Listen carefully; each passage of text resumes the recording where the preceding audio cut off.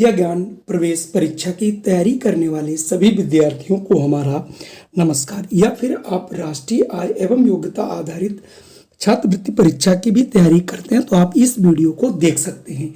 हमने आपको बताया था जो भी एप्टीट्यूड टेस्ट आता है या फिर आप NMMS का जो पेपर आता है उसमें जो भी आपका मैट यानी मेंटल एबिलिटी टेस्ट आता है, इस प्रकार के प्रश्न आपको देखने को मिलते हैं। तो चलिए आज मैं शुरू करता हूं। यहाँ पर एक तीसरा वीडियो है जिसमें आपको कुछ अच्छे प्रश्न देखने को मिलेंगे। तो यहाँ पर एक चित्र दिया होता है और उस चित्र में कुछ संबंध दिया जाता है संख्याओं से। उन्हीं संख्याओं से उन संबंधों को सोच करके आपको अन्य चीज़ें निकालनी रहती हैं। तो हमारे यहाँ पर जो पहला प्रश्न है आपके सामने ये है कि आपसे पूछा जा रहा है एक के विपरीत यहाँ पर क्या होगा। जबकि हम यहाँ से देखना शुरू करते हैं तो 8 के विपरीत है 64, तो यानी 8 का देखिए वर्ग कर दिया गया। इधर 2 के विपरीत यहाँ पे है 4, यानी इसका वर्ग कर दिया गया है। अगर ऊपर से देखें तो 5 और 5 का वर्ग 25 होता है, तो इसका मतलब अगर हम 1 का वर्ग करें तो ये 1 ही आता है। यानी वर्ग का मतलब उसी संख्या को उसी संख्या से गुणा करना कहलाता है। इसका मतलब यहाँ से आंसर सी वाला सही होगा, 1 सही होगा। अगर हम बात करते हैं दूसरा प्रश्न आपके सामने बिल्कुल दिख रहा है। इसमें एक आपके सामने एक संरचना दिख रही है, त्रिभुज जैसी है मान लीजिए, और इसमें आपको 2 और 4 का संबंध 20 से है, 3 और 9 का संबंध 90 से है, 1 और 5 का संबंध क्या होगा। यहाँ पर थोड़ा सा आपको देखना पड़ेगा कि अगर मैं इन दोनों को जोड़ता हूँ देखिए तब भी यहाँ से कोई फर्क नहीं पड़ रहा, गुणा कर रहा हूँ तब भी कोई फर्क नहीं पड़ रहा है। लेकिन मैं अगर यहाँ पर देखिए 2 का अगर मैं वर्ग कर दूँ और 4 का भी वर्ग कर दूँ तो ये आता है आपका 2 दूनी 4, 4 चक्कू 16, 16 4 20, जो कि देखिए नीचे आपका आ भी रहा है 20। इसी हिसाब से अगर हम देखिए 3 का वर्ग करें और इधर 9 का वर्ग करें तो 3 तिहाई 9 और 9 9 81, दोनों को जोड़ देंगे 90 आ जाएगा। ये भी बिल्कुल सही आ रहा है। तो ठीक इसी प्रकार से अब यहाँ पर 1 का वर्ग और 5 का हम वर्ग कर देंगे, वही नीचे संख्या आएगी। तो 1 का वर्ग 1 होता है, 5 का वर्ग 25 होता है, 25 और 1 आता है 26। इसका मतलब यहाँ पर 26 होगा, तो ऑप्शन बी यहाँ से बिल्कुल सही होगा। अगर मैं अगले प्रश्न की बात करूं तीसरे की, तो आप लोग थोड़ा सा दिमाग लगाइए, इसमें बीच वाली संख्या कैसे आ रही है ये आपको दिमाग लगाना है। आपको करना सिर्फ इतना है, ये जो चारों तरफ से जो भी संख्या दी गई है इनको जरा ऐड कर ले। तो 0 और 6, 6 4 10 2 12, यानी 12 है, लेकिन अंदर आप देख रहे होंगे 10 है। इसका मतलब यहाँ पर क्या किया गया ये हमको थोड़ा सा सोचना रहेगा। अगर हम इसमें से देखिए 2 माइनस कर दें तो 10 आता है, इसका मतलब यही है। अगली मैं संख्या देखिए 6 और 2 8 और 10 18 और 8 26 आएगा, और 26 में से 2 घटा दें देखिए 24 आता है। इसका मतलब सभी संख्याओं का योग और उनमें से हम -2 कर देते हैं तो हमारा आ जाता है 14 और 4 18, 18 और इधर ये 12 आपका 30 और 10 आएगा 40, 40 में से 2 घटा देंगे आ जाएगा 38। इसका मतलब यहाँ पर 38 यानी ऑप्शन ए सही होगा। यानी इन चारों का जोड़ -2, इन चारों का जोड़ -2 और इन चारों का जोड़ -2 आप कर देंगे तो आपका आंसर मिलता हुआ नजर आएगा। बात करता हूँ मैं अगले प्रश्न की, और अगला प्रश्न आपके सामने अच्छा सा प्रश्न है कि 3 संख्याओं का संबंध यहाँ देखिए, इसका 8 से है, इसका 10 से है और इसका आपका कितने से होगा ये पूछा जा रहा है। तो मैं सबसे पहले यहाँ पर गुणा नहीं करूँगा क्योंकि छोटी संख्या आ रही है, तो हम पहले जोड़ लेते हैं। तो 5 और 4 9 और 9 7 होता है 16, और 16 का आधा होता है 8, यहाँ लिखा है। आइए इधर भी देख लेता हूँ। तो यहाँ 6 और 9 आपका हो गया 15 और 5 20, और 20 का आधा कर दें आता है 10, ये भी देखिए 10 आ रहा है।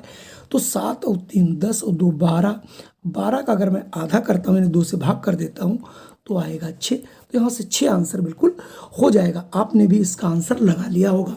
बात करता हूँ पाँचवें प्रश्न की। पाँचवें प्रश्न में आपको दिखाया जा रहा 12 18 30 16 24 40 45 और 18 27, इन सब का संबंध देखिए नीचे वाली संख्याओं से क्या है।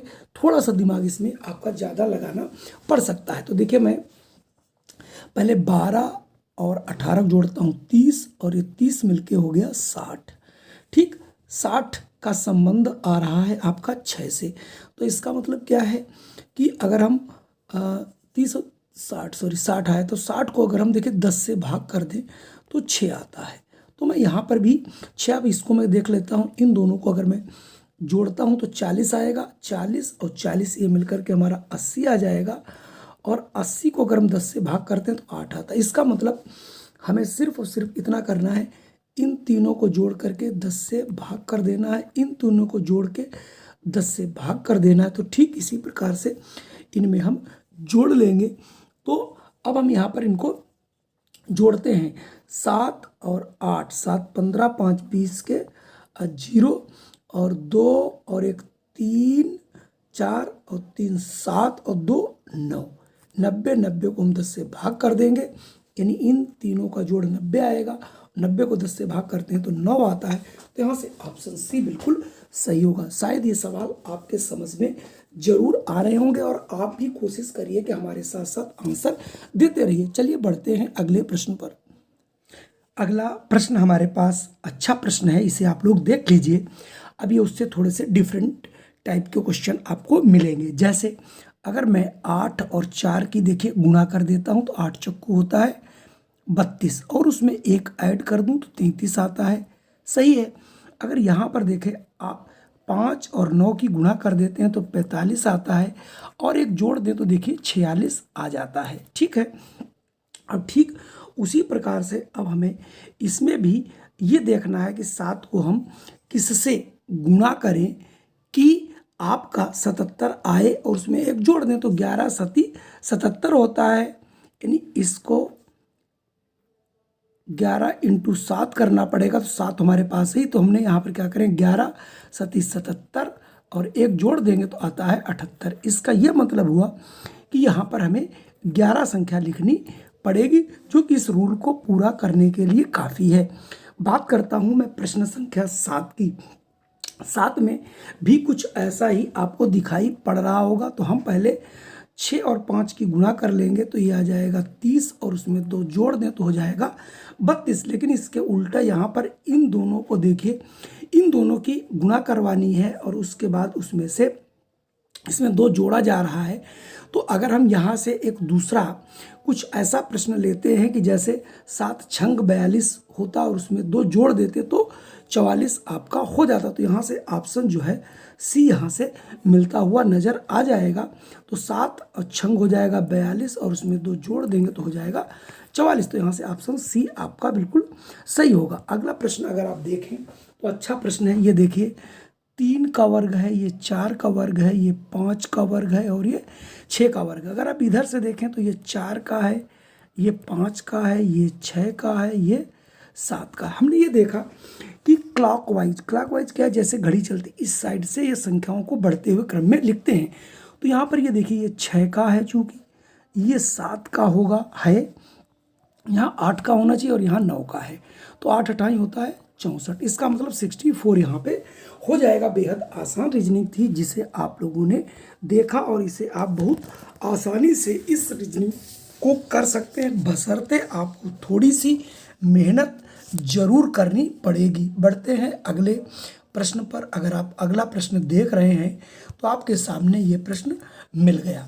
अब आप इसमें देखिए कुछ 9 में कुछ संबंध आपको दिए गए, उन संबंधों से इसमें निकालना है कि इसका यहाँ पर एडिशन क्या आएगा। अब हमारे पास कई चीज़ें हो सकती हैं जिनसे हम, जैसे हम इधर से पहले ऐड करते हैं इनको, 4 3 7 8 7 15 आ गया, तो 9 और 5 14 और 1 15, ये भी सही है। तो 7 और 2 9 हुआ।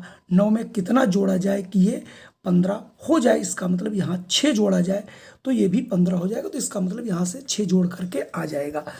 आप इधर से भी देख सकते थे, 9 4 13 और 2 15 आ रहा है, 5 3 8 और 7 15 आ रहा है।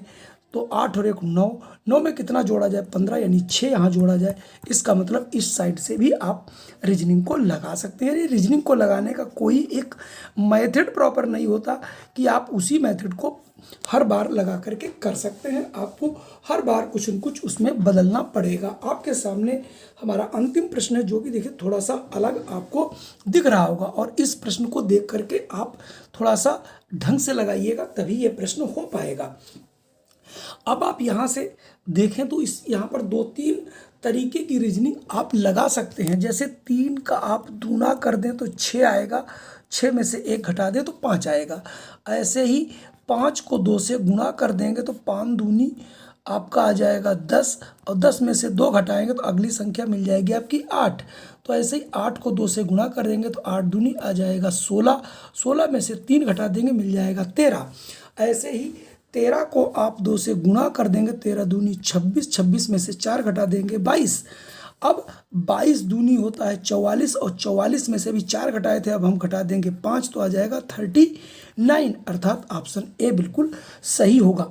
या फिर आप दूसरा नियम भी अपना सकते थे। इन दोनों के बीच का अंतर 2 है, यहाँ पर 3 है, 3, और फिर उसके बाद देखिए 5 है, फिर यहाँ पर 13 7 20, 2 22 यानी 7। अब आप देखिए 2 3 5, मतलब इन दोनों का जोड़, फिर इन दोनों का जोड़, 5 2 7 7 2 9, कुल मिला के आप कोई भी रीजनिंग यहाँ पर लगा सकते हैं, और उस रीजनिंग से अपने प्रश्नों को धीरे धीरे आगे बढ़ सकते हैं। तो आज के हमारे 10 प्रश्न कैसे लगे, आप भी इसमें प्रयास कीजिए, और क्या इसमें इम्प्रूवमेंट चाहिए वो हमें आप लोग बताइए, जिससे हम आपके लिए कुछ नई वीडियो लेकर के आएँ।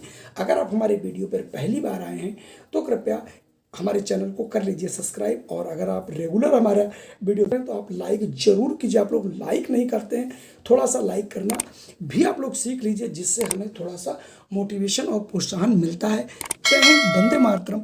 फिर मिलता हूँ आपके लिए एक नई वीडियो लेकर के।